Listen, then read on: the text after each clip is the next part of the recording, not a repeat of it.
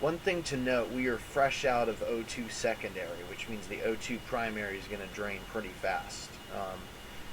So we need to keep an eye on this. We're going to be up here for about 100 more minutes. So, is it more? Yeah, about 100, 110 more minutes. So I need to make sure that we can last that long on that O2 supply. Because we don't want to switch to the emergency unless we absolutely have to. Why am I over here? I meant to go over that way.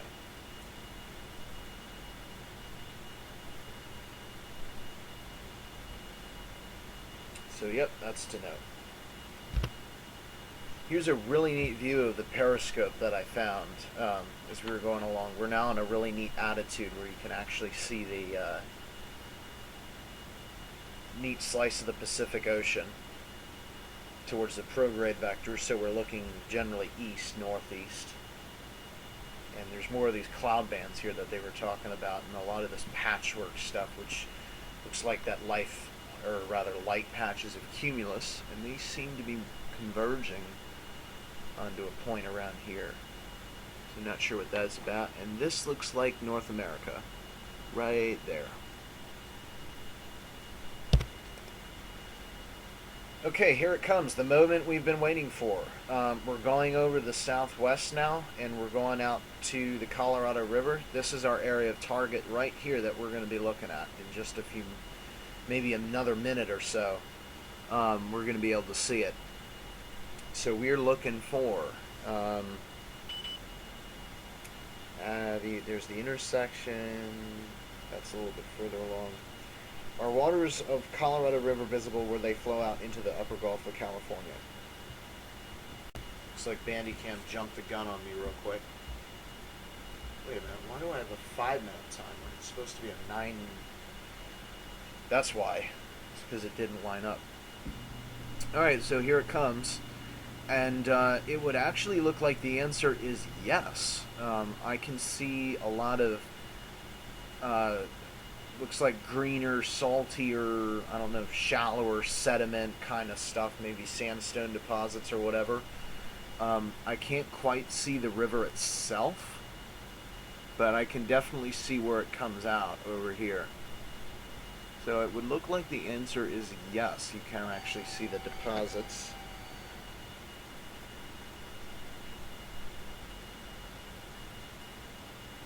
So yes, most likely is the answer. I cannot believe that we had the chance of the periscope just happening to pass over in the right altitude, in the right position at the right time. I did not touch the controls in like the past half hour, and we just happened to be facing exactly where we needed to for that observation. So now I guess now we're going over the Great Basin. Heading northeast, we're going to be over Arizona pretty soon. Maybe we might see Lake Mead too. This is actually a really, really good vantage point. Let me see where we are now. Oh man, I forgot about this view. We should have left it here when we flew over the Gulf of California, because it would make it a lot more visible. Although I'm not sure if the astronaut could actually see the exterior camera. Yeah, we're like over Arizona like right now. So if we're going to see it, we're going to see it now. Oh, this looks like it could be the Colorado River right here. Actually, you know what? We should be passing over Lake Mead right now, if not already, because of the, it is the Colorado River itself. Wait a minute. 1960s. Hoover was in 1940 some. I think Lake Mead was around. Probably about 12 to 15 years old, I want to guess. Let me see. This is the flat plains of New Mexico. It's probably a highway or something down here. I guess that's worth mentioning too. I also see what looks like a river gorge of some sort. Not quite a canyon, but a gorge. That might be the Red River. Yeah, I see a color change. We're probably near El Paso now, if if I just check with this thing. Yeah, you know what? We're probably almost even further. Still on free gyro. That might be responsible for there being a little bit of an inaccuracy there. I probably should have gone back to normal after I'd done that test. Oh well. Well, I'm glad to know now coming over, I guess that's Alabama and Mississippi, that our gyro's a bit off. The gyro says we should be over East Texas now. That kind of looks like East Texas. There's a little bit of a greener transformation there. Yeah, this kind of looks like the area around Houston.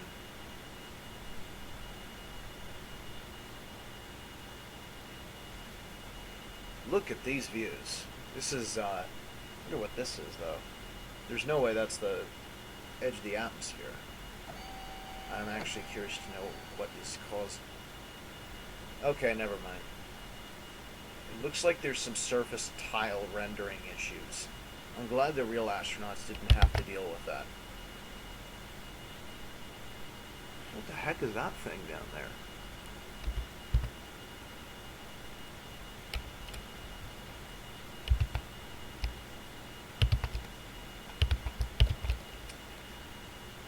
Alright, so at 3:09 we're going to be crossing our orbit track, and there's a weather observation intersection. It just says intersection with the first track, so I guess we could... Oh, hello. It suddenly got very green. We must be over Arkansas, probably. What does that thing say we are? Yeah, that's about Arkansas. Maybe it's not off. I don't know. We'll know in a few minutes. Weather, I see patchy stratus clouds in the southeast. Don't see any storms. There's a rendering issue, so I can't see north of about 36 degrees. A lot of green down there. Yeah, and there's a lot of patchy stratus clouds the further east you go. In fact, it kind of looks overcast. What is that? Alabama, Georgia looks mainly overcast. There are breaks in the clouds, but there are some areas where it's just almost straight overcast.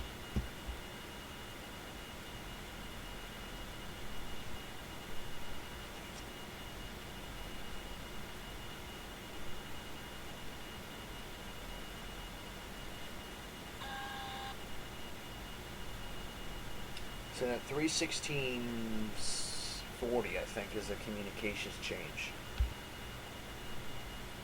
Now it says we should be over Florida, and I could actually believe that because I see, yeah, that looks like a coast of some sort. So, yep, as soon as you get to Florida, things get really green and there's no more clouds. And we seem to be in orbit attitude right now because that thing is exactly where it's supposed to be. That's kind of weird that that's like that, because we're not in see, roll is 180 degrees off, so instead of, so this should flip. The yellow thing should be up here, and the pitch is about 80 degrees off, which means we should be over here looking that way. So yeah, there's some stuff off. Okay, so we're crossing out over the Atlantic Ocean again, crossing our own orbit track. I said the weather, there's a few weather patterns out here stretching into the Caribbean. There's a lot of nice crystal blue water as you go out over the coast. And that's about it. So now the next interesting thing to happen that we'll cover is 3:16 communications change, 3:25 communications change. 3:25 there's a dark side checklist and sunset, so we'll come back for that. till then. Another neat thing that I think I'll show is right now the window is facing straight down into the North Atlantic, which is pretty nice. It's giving a nice view of the Caribbean and the water and everything. It's kind of nice. I like leaving automatic control mode out, although now we don't really have an option. But I like it actually because you get a tour of the different things as you spin around, which is kind of really nice. Okay, it's 3:25, which means it's time for a pre-dark checklist. Shouldn't really have to do anything, and then there's going to be a 30-minute status report.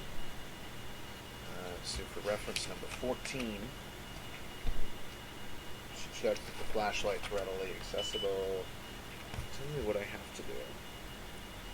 Cabin light switch to both. Yeah. Photo lights off. Red filters over the cabin lights. Warning lights dim.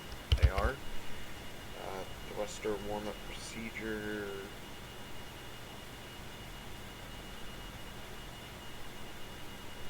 There's no real reason why I need to do that. Okay, so we're done with that. I'm going to run through the 30-minute status again. This time I'll do it on video so that you can see how the spacecraft has changed over the past hour. I'm also going to restart the video so that we can start from the get-go. Speaking of get-go, we need to get the get time for, I think it's Capcom at 4:22. Oh, that's almost an hour away. Okay. So we're going to skip the switch portions because I'm not really interested. What we need to look at is auto fuel, which still looks to be about 30%. Manual's out. So there's no more manual maneuvering due to that weird control anomaly. Earth path indicator position is pretty close. Our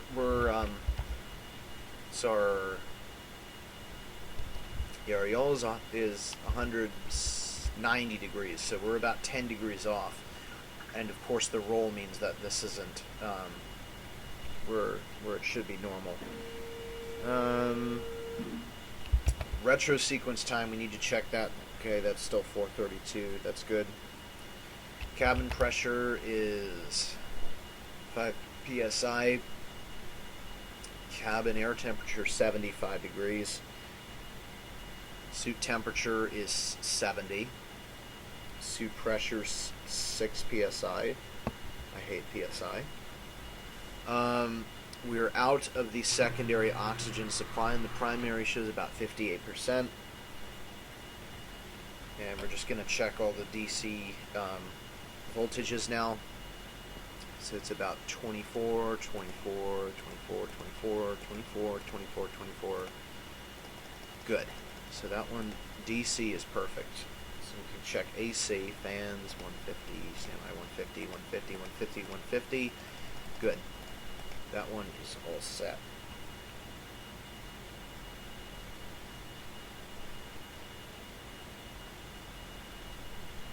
And there are no malfunctions, other than possibly that ASCS thing, which we can't really do about now. Hopefully, it's just a on-orbit thing, and when we go at orbit program, and when we go into retro, when it's time to do the retro sequence, hopefully it will put us in the proper retro attitude, because I really don't want to do a manual reentry, because that's one of the probably the most pesky and daunting things ever. So, yeah, that's about it for now.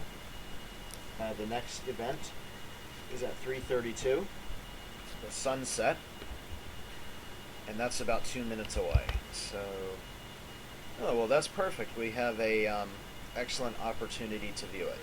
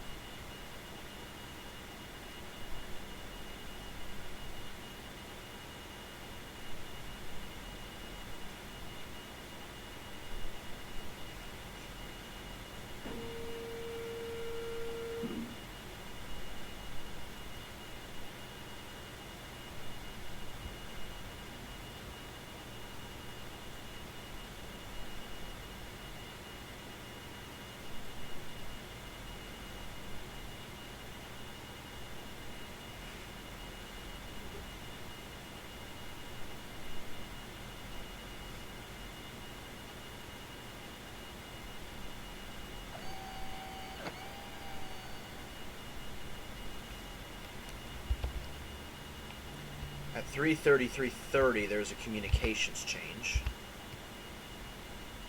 That's not a good viewing angle. That's a better one.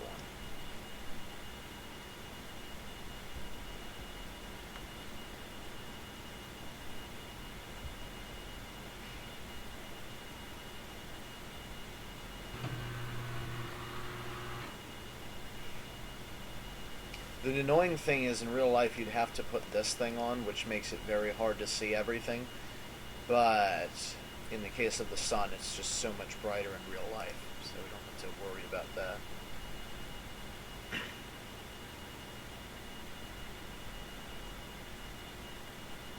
It's going to be a while, so I'm going to go ahead and pause the video now while I take care of that in the communications.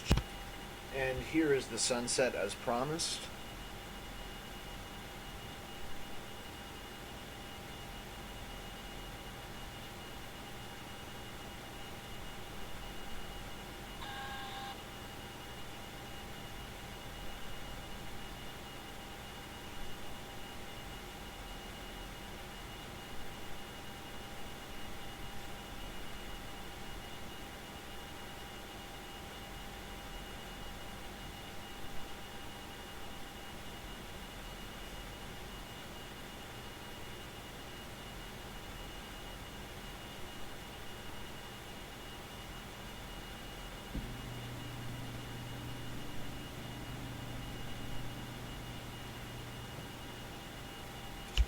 Mission clock. Right, we have something coming up now. Begin observations. So we do 18, 19, 20, and 21 again. That's the star tracking, celestial observations, weather notes, and landmark observations. So that we've already done, so I'm not going to show that while I do that again. Just, you know, free range look at what I want to. And then we're getting pretty down near the end. So after that, there's a communication switch, which is very interesting. Then there's the 30-minute report, a communications change, and then begin preparations for retrofire. So we're getting pretty close. I might show the last 30-minute report because I don't think there will be another one. Because, yeah, there won't be. Because after that, it's retrofire. Let's see if I can fix this sun so that you can actually see the sunset. Here we go.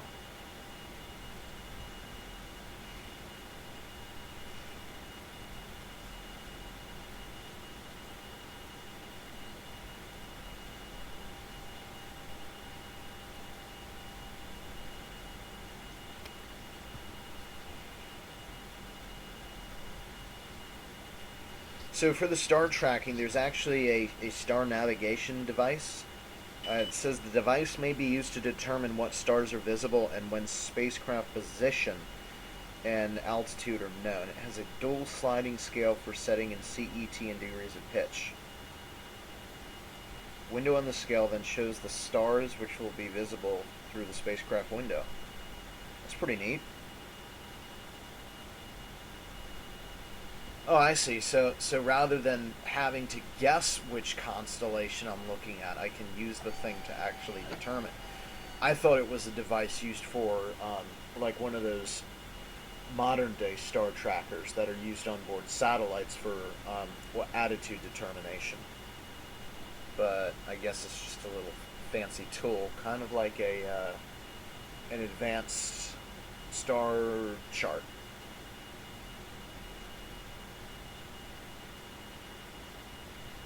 Alright, well here comes sunset, so I guess I'm going to let the video run out, and then when the video runs out, I will be back at 3:56, which is still in night, and that will be the final 30-minute check.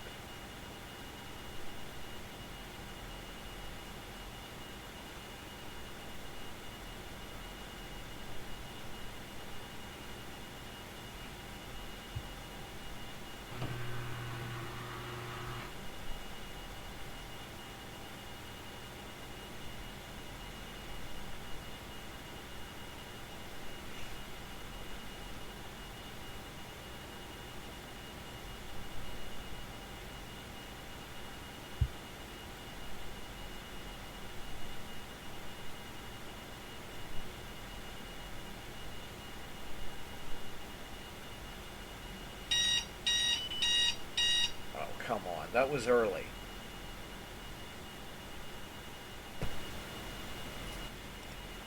Alright, it's 3:56 and some change. We're coming up to the 4th hour, and now it's time to do the final 30-minute report, which again is reference number 11. So this will be a full 30-minute report because I really want to make sure that everything is good to go before we do our reentry check, because we want to double check and triple check everything before reentry.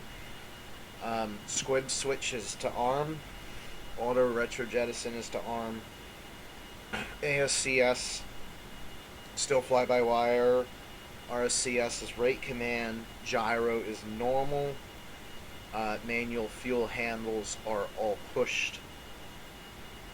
Automatic fuel handle, pretty sure there is none. Retro delay is normal. Nothing out of ordinary on the sequence panel. For auto fuel, we have still about 30%. I really haven't used any fuel since the last 30-minute check. Manual fuel 0. Roll pitch, y'all, what was that? -120, 20, 0. Periscope window adjustment, note any filters. I don't have any, but I can see, I think, the moon. Yeah, it's the moon.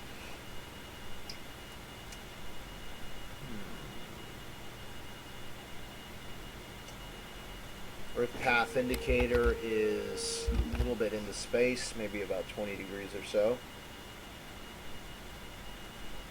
Retrosequence time is 4:32. That's one thing that I definitely want to check. We're 33 minutes from that, and if I do the math, that works out to 4:30. Wait, 4 plus 33 is 4:33. Interesting. Okay, well, whatever. Capsule elapsed time, we're now at 4 hours and 15 seconds. We just hit the 4-hour mark. Cabin pressure is 5 psi. Cabin temperature is 75. Suit temperature is 70. Suit pressure is 5.8 psi. Main oxygen is now 40%. We definitely want to re-enter on this next orbit. Secondary is showing 0. Now for the buses, main, standby, and isolated all show 24 volts. And for the AC volts, everything says 150. And that's that. So, now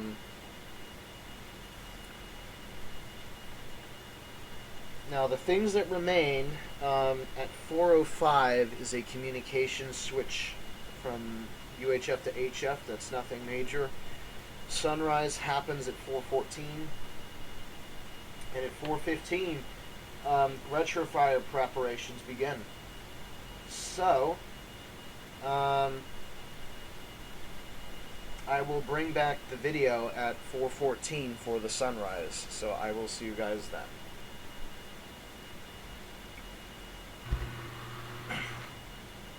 Alright, so sunrise is happening right now. We can't see the sun, only part of the sunrise, because of our orientation. So this will be the last sunrise that we see in space before re-entering. We might see the disk of the sun, depending on how far angular-wise the screen goes.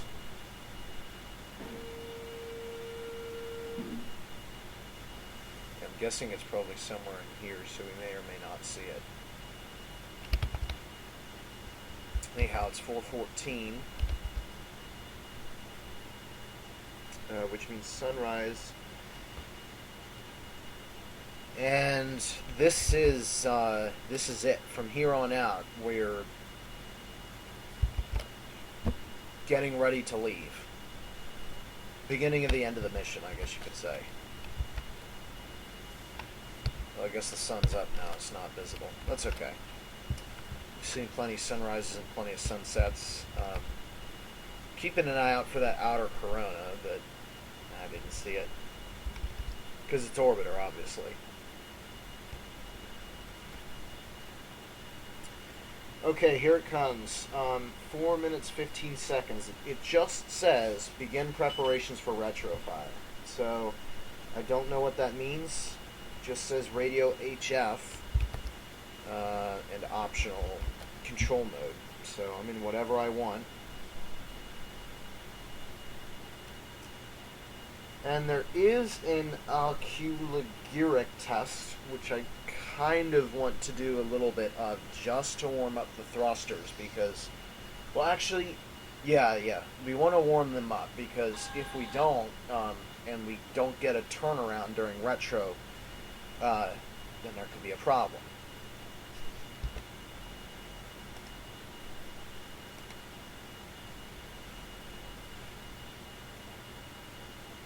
So alkyligeric test is coming up at 4:18. It's 4:16, so you still have some time. After that, con changes at 4:21, and 4:22 is an equipment storage checklist and the pre-retro fire checklist, and we have 8 minutes to do that checklist before we need to ready the controls for retrosequence. And when that comes, we better be ready to go home.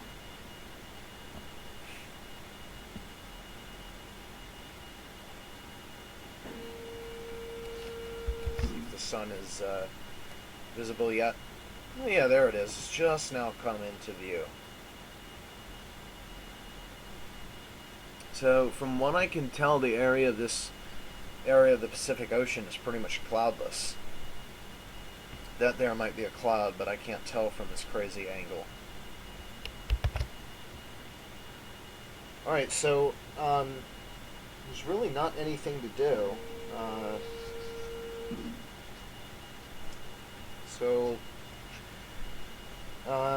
We can move on to the oculigeric test. So that would be reference 16. You can go take a peek at that and start that.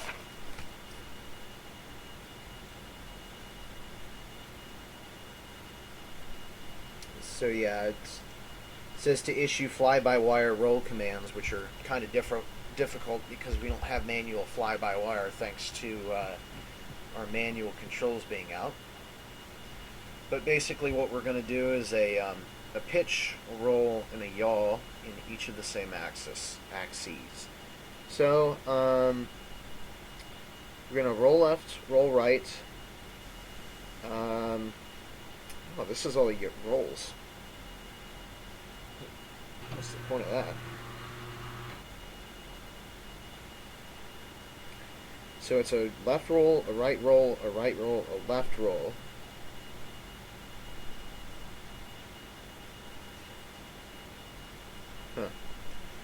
Okay, well, we'll modify it some. I just want to give it a little bit of pop so that we know that the engines are warming up. There we go. There is yaw, and let's go ahead and get our null the rate out. Okay, good. So there's yaw. Let's do pitch. Okay, we're pitching. That's good. Go ahead and null that out. And roll. So I'm going to roll one way. And we're rolling. And now just null the right and the roll back.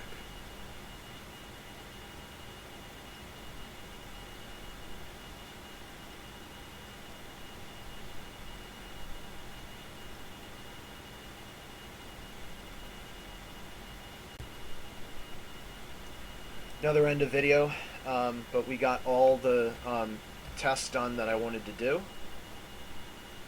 So all the thrusters are ready, and now I can start to see the early morning Pacific Ocean.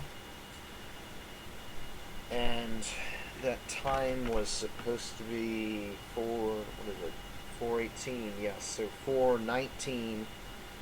Oh, that figures. There's a thruster warm-up. Well, I guess I did the thruster warm-up already, so I'm already a step ahead. So instead of the ocular-gyric test, I basically did a thruster warm-up, which is on the schedule anyway. And then at 4:21, there's a communications change.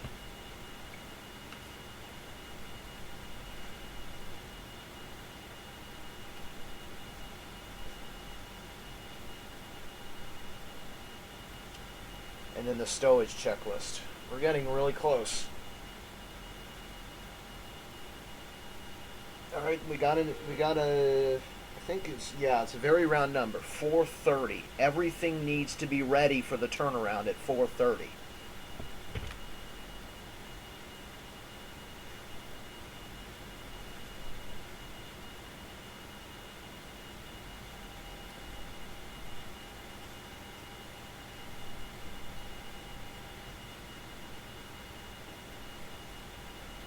So this is where we'd be doing our thruster warm-up, but we've already done that. Let's get a good look at the ocean. Yep, pretty much cloudless over this part. The south has some stripes of cumulus clouds here, same ones that we saw earlier, but the north does not seem to have much. We're at about 20 degrees north right now, so quite interesting thing there.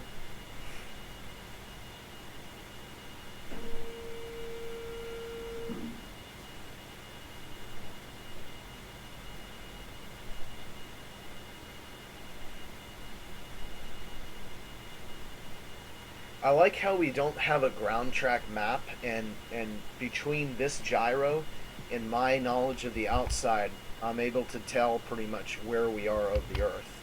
Of course, day-night also helps because I know where we go into night, and I know where we go into day. So there's that. Okay, 4:21. What's supposed to happen now?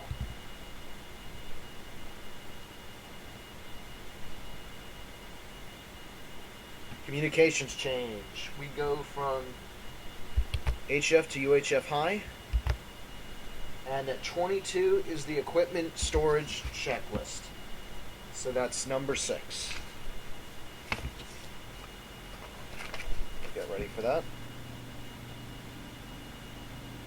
Okay, so number 6. Stow in container. That's the boat, if not already secured. Camera, that would definitely be out. Light meter, visual test device, spectrometer, those would have been gotten out at the same time, but probably put back. Unexposed film, yeah, you definitely want to put that back. Food and food wrapping. And stow the navigation device, it's probably already been in there. So, stow the map in the map case. Stow the flashlight and the knife in holders, because the last thing we want during reentry is a flying knife at 5 Gs.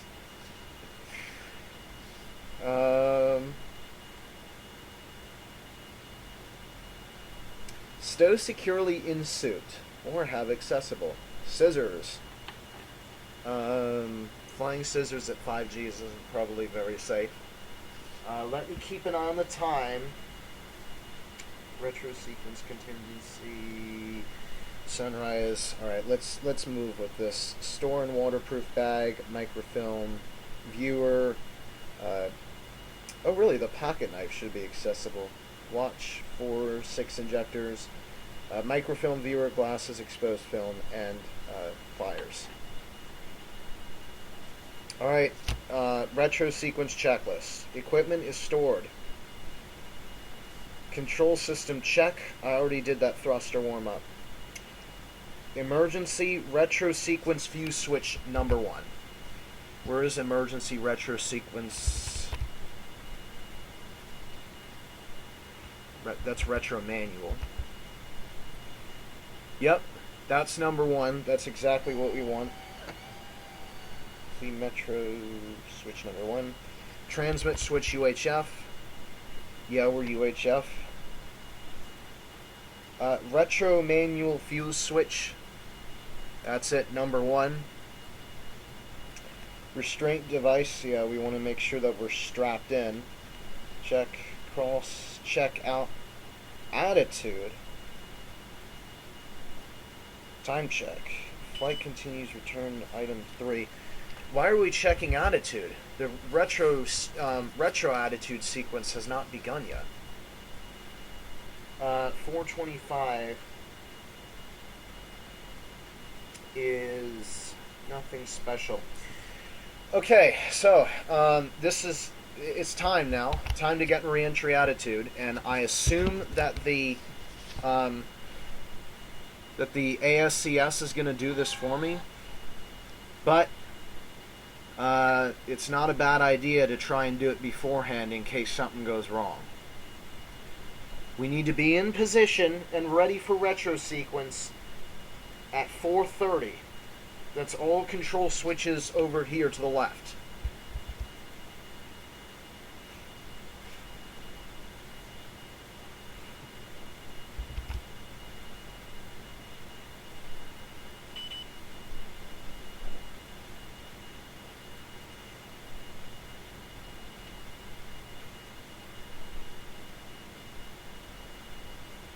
Alright, kill roll.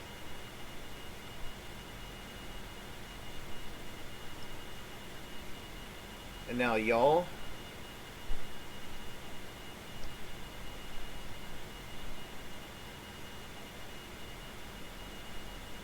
And of course we're going to have issues with pitch because of earlier. Or because we're pitched up. We're also going to have to roll back some.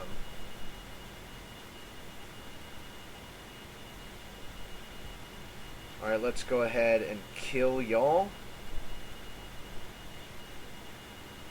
Whoops. There we go.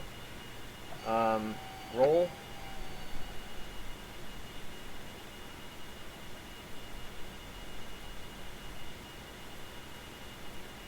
Okay, we're pretty close. I didn't think I'd be able to get this close this quickly.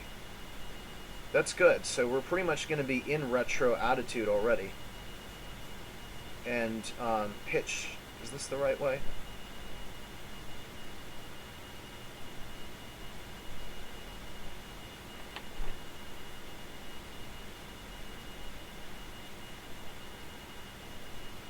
So roll is a bit jacked up. We need to fix that. It's not the right way for pitch.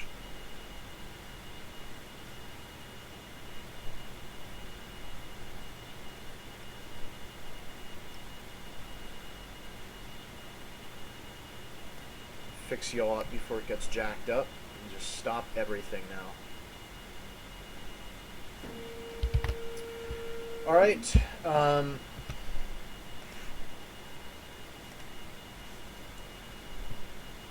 This all is good. We're within 5 minutes to retrograde. We're going to normal and automatic. And let's hope that this doesn't go wrong. ASCS, take me home. I believe in you. Now let's hope it actually works.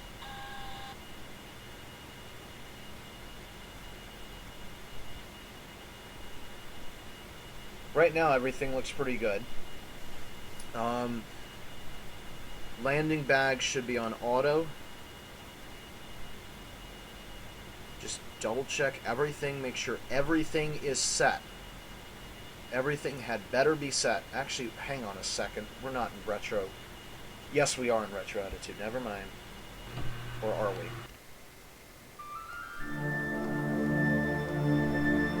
I can't tell. And that's cheating anyway, so. Alright. Let's just hope that it's going to put us in retro attitude.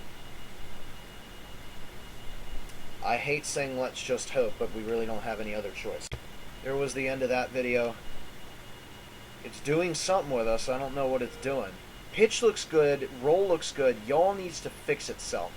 As long as pitch is minus 34 and yaw is 0, that's okay. We don't care about roll because it's gonna put us through a barbecue roll when we re-enter anyway. So I'm not that concerned about it. Let's check up on a fuel, maybe 25%. 3 minutes to retro sequence. So we are on ASCS, and double check we are on UHF high rate. 4 minutes 32, 4:32 till retro sequence, retrograde time. Okay, so at 4:32, that's retro sequence, and then there will be splash and retrieval information at 4:41, and that is it. So we have one last chance to double check every single switch in this capsule and make sure that they're all set. Emergency drogue should be to deploy.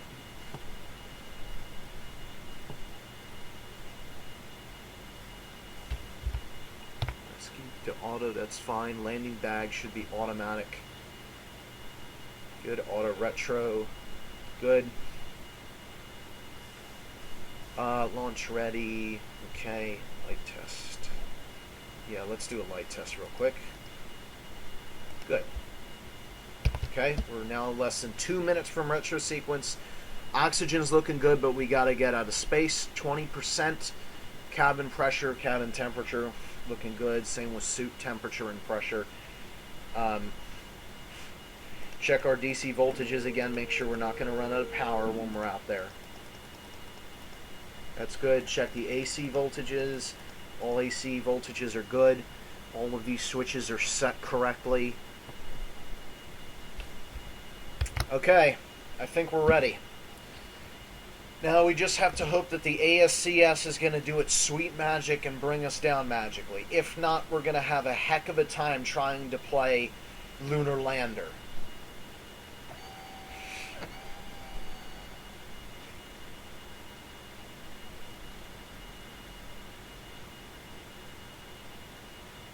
And now's where you hope where that guy who's saying, put your foot here, helping you climb out of that tree, really knows what he's doing.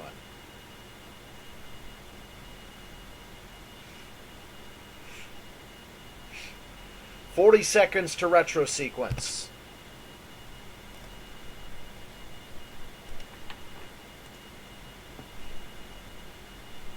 Approaching North America, this is the last view that we're going to have before the imaginary stowing of the periscope.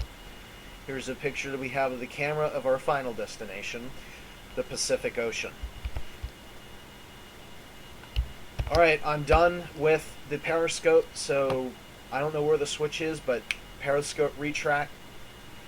And we're 5 seconds to retro sequence. We need to watch this light. This is more exciting than launch. Retro sequence! Retro sequence light is on green. The ASCS is doing its magic, turning us around. It's doing something. Retro attitude is on green. I really hope we're where we're supposed to be because it's gonna happen. Hey, look, roll is 0, yaw is 0, and pitch is where it's supposed to be. Fire 1. Yes, this looks really good. And we still have 25% fuel. Fire 2. Fire 3.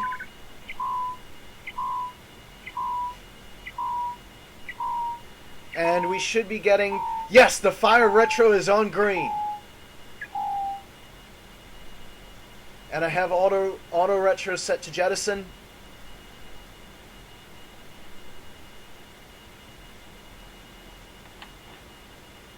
We still have plenty of fuel, which is excellent. Alright, now the jettison retro should be going soon.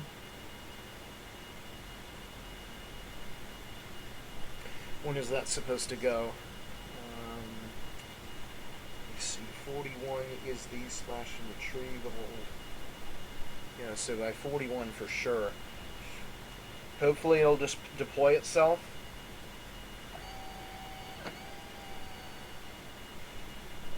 The Jet Retro was on red, and now the Jet Retro is on green. Fire Retro Telelight has gone out. In reentry attitude. Alright. It's doing its thing. We're actually going to survive and get out of space alive. Is there such thing as a get out of space free card? I don't know, but the Retro Pack is now jettisoned and the Retro sequence is complete. Yes! So we're at 434. We have... Please ignore that beeping. We have a splash and retrieval information coming by 441. Here's where we find out if those engines actually fired us out of orbit instead of just being like, duh, I'm going to go wherever I want. So we have 6 minutes.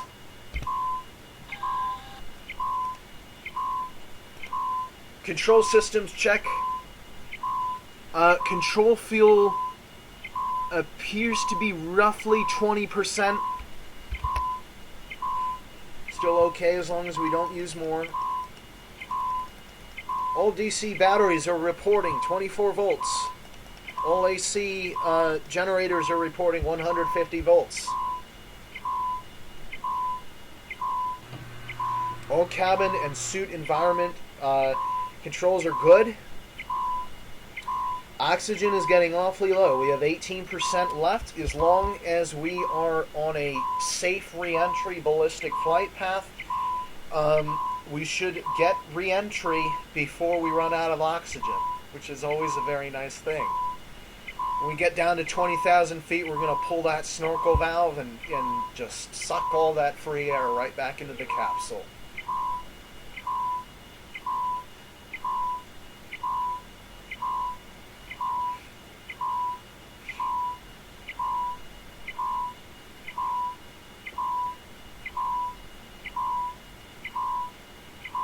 But to keep an eye on that control system's fuel, it seems to be ticking down.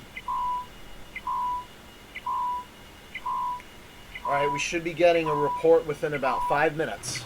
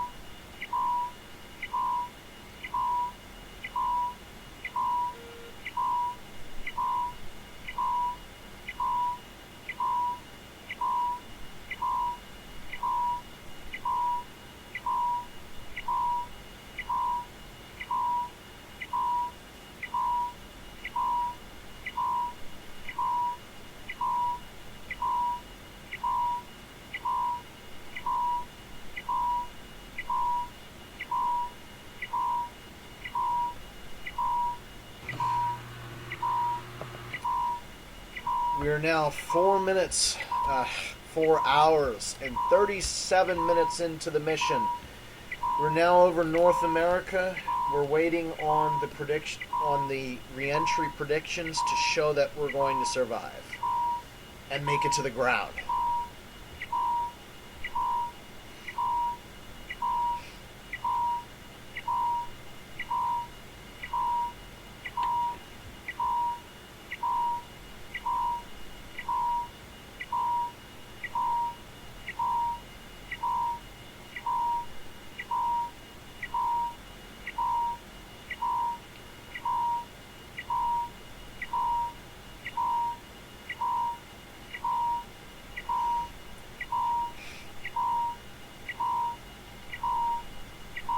I want to check the periscope to see if we're losing altitude, but I can't because we stowed it.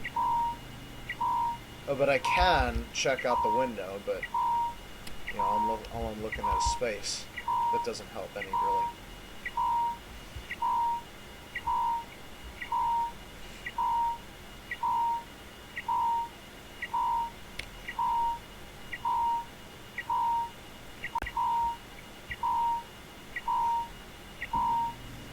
Okay, they're ready with my predictions. And let's see what the answer is.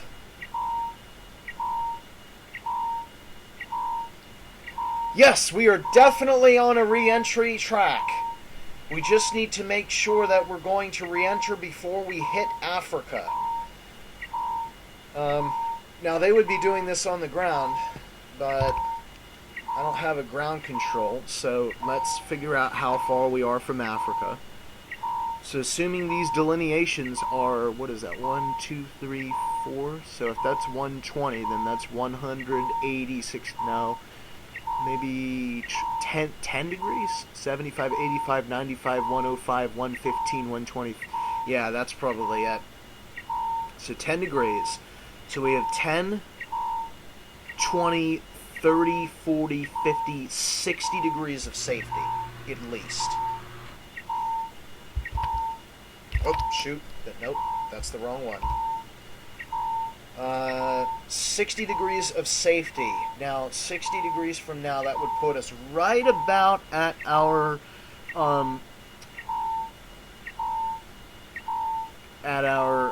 nodal passage at the equator. So, yep, that's about 60 degrees. And we also intersect the planet. So, right now, the re-entry track looks like not only are we going to leave orbit, but we're also going to leave orbit in the right location. Yes! So now all that's left is for the ASCS to control the system after it reaches the 0.05 G mark. Then we re-enter, we pop the parachute, we open the snorkel valve, we open the main valve, and then we make a splashdown.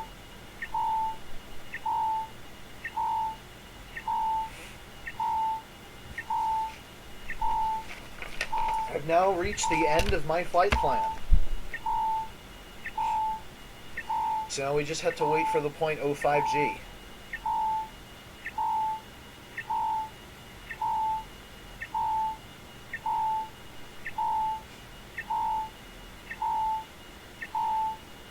Control system fuel still looks good. It's about 20%.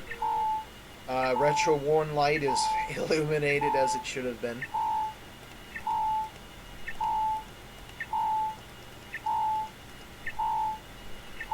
All systems show green. Oxygen is now down to 15%. But I don't need to worry because I'll be on the ground by the time it hits 0.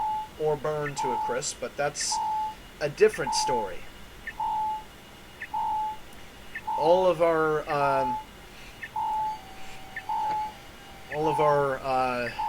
environmental conditions are good. I just checked all of the batteries and now all of the generators. We still have nominal voltage on all of them.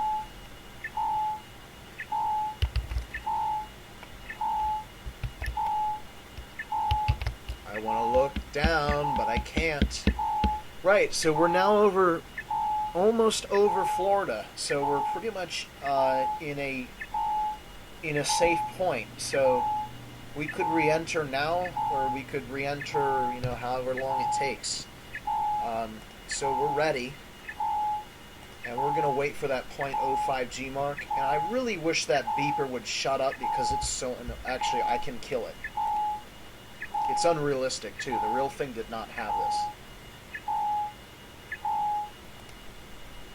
Bye. Alright, so they say we're at 135 kilometers now. That's okay. Re-entry won't occur till about 120. So we still have a little ways to go.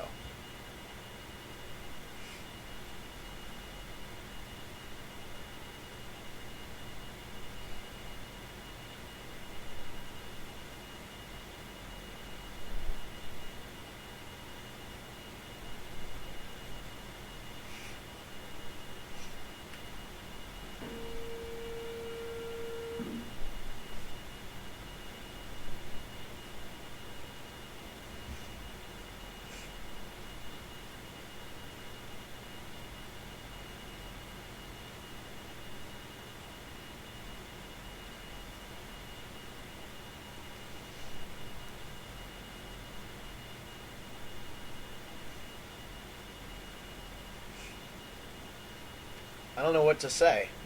We're waiting for re-entry. Other than we're now going over the east coast of Florida, which in Norsden Land translates to South of Kane. We're now off that and into the ocean. Our recovery ship, I believe, is waiting at 70 degrees west, which is, that's 80, where's that 70? 70, 80, 90, 100, 110. No, these are 15 degree, right? 15, 75, 90, 105, 120. No, they got to be 10 degree. So that's pretty close to where we are now. So let's hope reentry begins soon. Man, I gotta thank our ASCS. It really knows what it's doing. Just like that guy that helps you out of the tree, it's doing exactly what it's supposed to do right now. Roll 0, but that doesn't care. It's going to put us a barbecue roll anyway. Yawl 0, that's important, and we're in 0. Pitch 0, which is important. We're there, and it's holding all of them, which is perfect. So I'm going to...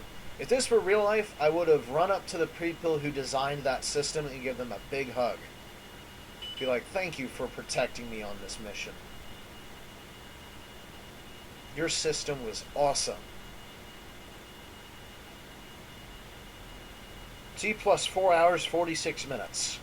I cannot believe that I just sat in front of my computer and went through an entire space mission, 4 hours, 46 minutes. And honestly, it wasn't that hard. Look at me, I'm already rolling it out. The most exciting thing is still to happen. I thought it was going to be really busy, but after launch, like I said, after about 30 minutes after launch, things got easier. They also got scarier with that anomalous thing. When we went from ASCS normal to rate command, that thing threw us in a circle, and I thought I wasn't going to be able to recover, but I did. And, let's see, time... By the time we had recovered, we had burned through all of our main fuel and about 66% of our control fuel, which is scary. I didn't notice it right away because the emergency lights are supposed to create a sound, but they don't work because this is Orbiter 2010, so there's a sound issue.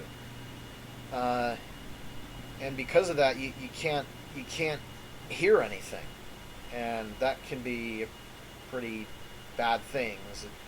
You know, if it was oxygen, I'd be in trouble. Speaking of oxygen, we're 12%. All right, let's go. Time to go down. Let's ask them again how long it will be before we re-enter. That looks like one of our islands down there. 94 kilometers, and I see collapsing of the orbit, so this is it. 0.05 Gs! Yes! Go, go, go! And we're beginning the roll sequence. Yaw and pitch are 0, as anticipated. I'm listening, awaiting the sound of the atmosphere. The 0.05 G telelight is on green.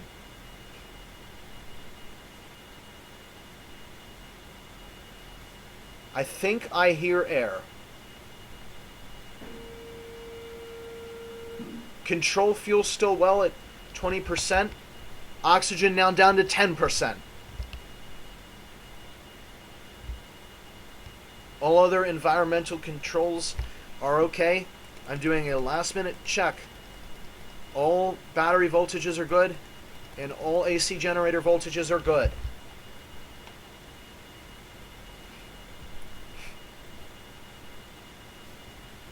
So we're at about 60 degrees west. I can see Africa on the map now. We have 50 degrees left. I hear air. Hey, look, it's Orbit Island. Oh, that means we can actually see out the window now. Oh, control fuel's going down. Oh, good thing that thing was ticking, because you guys would have totally missed re-entry, and that would stink. All right, we're down now to 15% control fuel. This is getting scary. 1 G of acceleration. Why is it so quiet?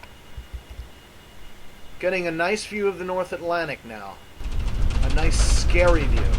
Don't see any fire outside the capsule yet. 2G's coming down. And still lowering on control fuel. I'm fairly confident that we can make the surface before we run out. Why is it so quiet? It should be noisy. 3G's coming down.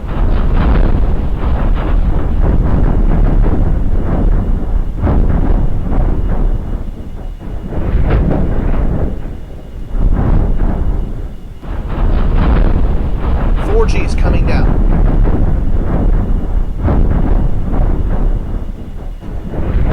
Control fuel down to 10%. Altitude still above 100,000 feet.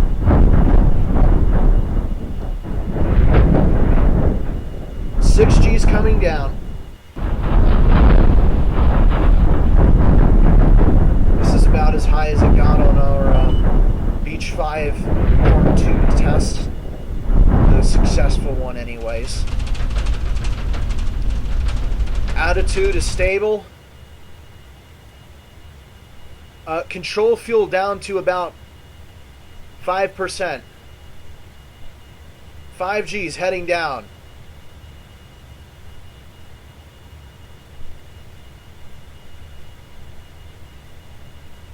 See, if this were the real capsule, it wouldn't be that tiny little noise. You would be hearing 5%, if that, control fuel. Altitude still above 100,000 feet.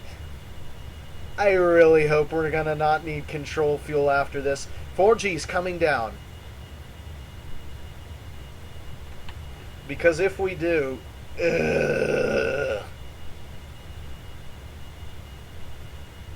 Anyway, I'm usually paranoid for stupid reasons. In this case, I was paranoid for a very good reason. Literally, if I had done one more thing, 95,000 feet, if I had done one more thing, 2G's coming down, then I would have run out of fuel. And we're about to run out of fuel, but lo and behold, I think we've made the atmosphere. We're pretty safe. Just as long as that drogue deploys pretty soon, we should be good. 77,000 feet, 1G coming down. Control fuel says 0. Attitude is still okay.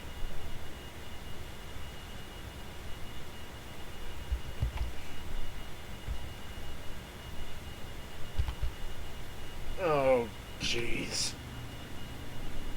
Control fuel, I think, says 0. 1G coming down. Things seem to be stabilized. 50,000 feet. Come on, baby. Don't fail me. Wait till the drogue. You can die when the drogue deploys. When the drogue deploys, you can keel over and die. 40,000 feet. The sky is becoming its beautiful, rich blue color.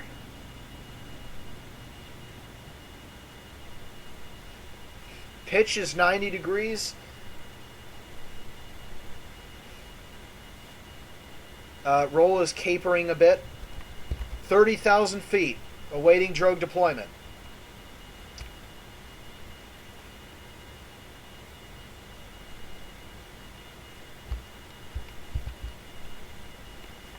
Rate is still greater than 140. 24,000 feet. Drogue deployment! Yes, we've made it! Snorkel valve open, now below 20,000 feet. And now oxygen down to 7%, but hey, we've made it back. Altitude 15,000 feet, rate of descent still greater than 140.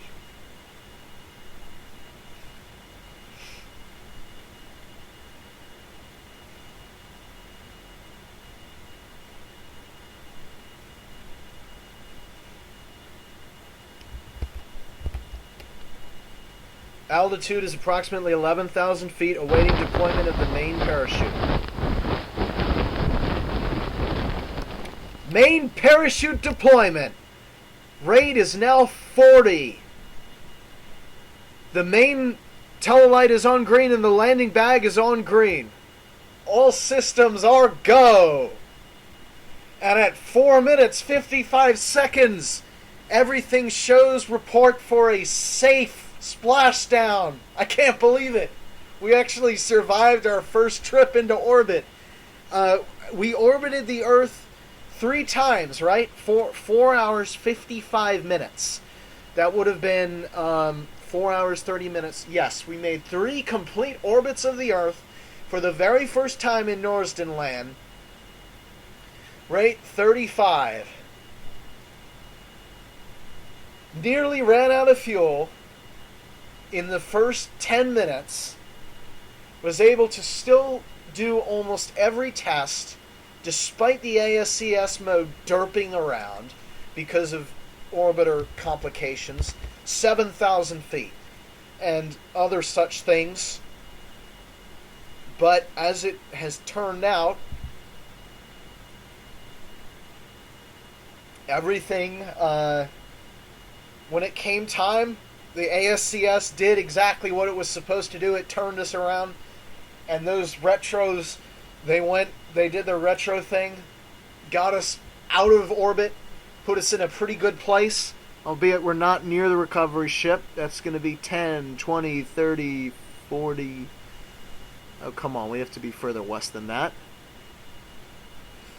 1, 2, 3, 4, 5, 6. 6 times 15 is 75, and that looks right. Okay, so these are 15-degree delineations after all. 15, 30, 45, 60, 60. So we're at 65 degrees west.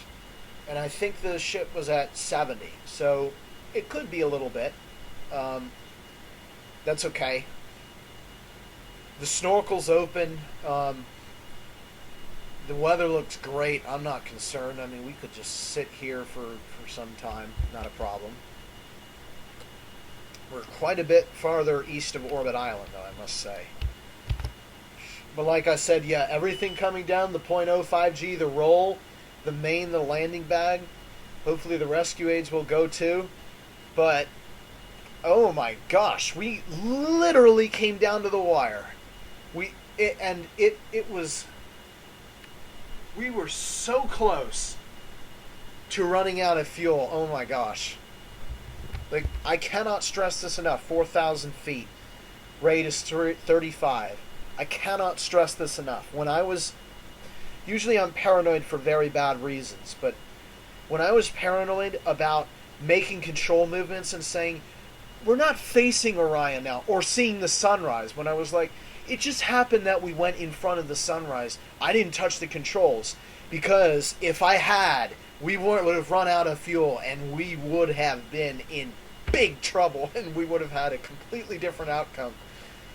But Norsden Land's first mission, and there is only one first mission, whether you succeed or fail in orbit, we succeeded. We're now at 2,000 feet coming down, rate of about 32, and we're about to splash down. Thank you guys so much for joining me on this Norsden Land event. I am ecstatic. We survived our first trip into space and in orbit. We orbited the Earth 3 times. We're now going to get back to Norsden Land. We just go on into the future. The next thing, the surf missions are coming. 1,000 feet. And I will see you guys next time. I won't bore you with the recovery process. Here it comes. Splashdown any minute. That beautiful Atlantic Ocean just smashed right up against the side of the thing. Waiting that any second. Yay! Splashdown! And we're now sitting in the Atlantic Ocean. Well, this is a successful mission. 4 hours. 4 hours, 59 minutes, and 14 seconds was the duration of this flight. Just a hair less than 5 hours in space. and we have done everything correct. Beach 6, after double checking it with the second round, Beach 5 was not a success, but Beach 6 was the big success. I say it like I'm not even English. Beach 6 was the big success, and that's that. Let's see. Oh, beautiful. There it is. So that's looking out the window sideways. I have my head turned for some reason because I feel like it. I see something over there. No way, the drill cover actually landed pretty close. We're done. We're done here. Let's go ahead and check out this system. We now have... We finished the mission with 2%. No, we're out. O2 emergency means we're out. Wow. We hit the ground right as we were hitting 0. Batteries are still good. That's fine. ACS, CS fans are still doing good. Temperature and everything else are doing good. We're out of fuel. We're out of oxygen. We came down, bang, right when we were supposed to. I'm actually surprised we didn't almost say go for second orbit reentry. But we're here. The rescue did not go green, so you know what? Bing! Let's deploy the rescue aids. And they did not go. Why did they not go?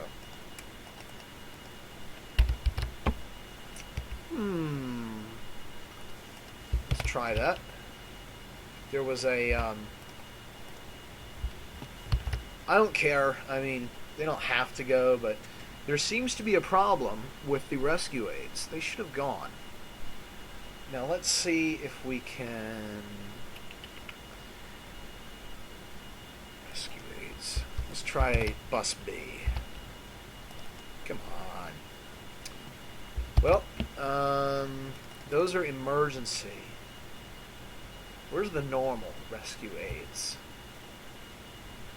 I am looking for rescue aids. Well, that's a scary light. Retro reset.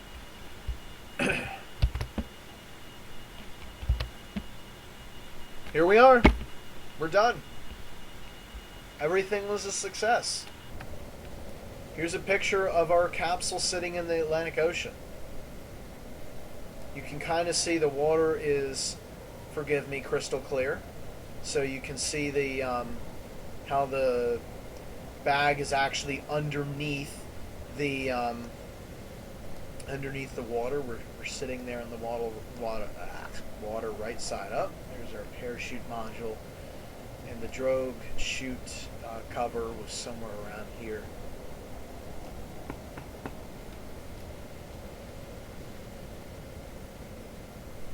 Yep. So we're all done here. I thank you guys for joining me on Beach 6, and I will see you guys next time for maybe an interlude to do something on the ground, advance some sort of technology. If not, we are going to surf. That is the next mission, the surf missions. I can't think of anything else to say, and I have a headache now because I've been thinking too hard for the past 5 hours. Thanks guys once again for joining me. I hope you enjoyed this as much as I did. I'll tell you, this was a real thrill ride. There were so many things that I was like, oh my gosh. Whew. Nowhere near Apollo 13 level, because nothing for sure went wrong. But, you were worried things were going to go wrong. This has been Dr. Aeronautics with the Beach 6 flight. Norsden Land has orbited a man around the Earth. And I will see you guys next time. Hopefully not 3 months, but like a week or less. Bye-bye.